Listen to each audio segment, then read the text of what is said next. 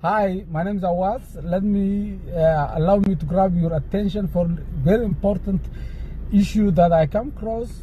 Recently, I come across the news this morning where a premier says that a new program for disability people on the main Ash, they will transfer the new program because of the cost associated with this program. So I come across like why the government is doing this one, because of the sources, lack of sources or not. So I did some search and I will give you some figures because I like when the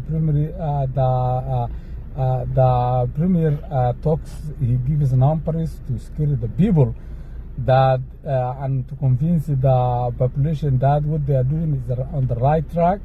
So I come with numbers that is opposite what they are saying, because the total revenue this year expected to be 70 to 75 billion dollars, because the population here in Alberta is 5 million people. So let me give you the good news, because we have oil in this province, and the production oil, the revenue coming from that monthly, it is 8.3 billion dollars, multiply for 12 months.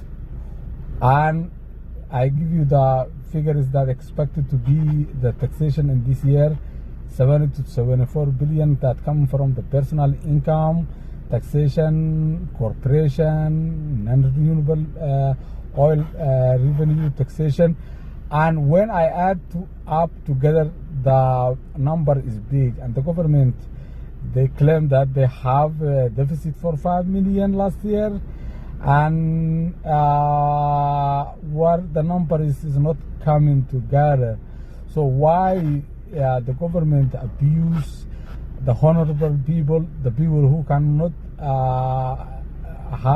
who don't have a say, and abuse on the system to push them and to cut like 300.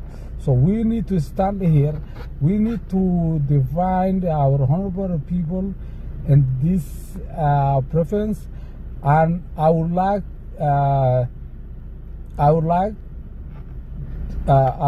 to mention that the government is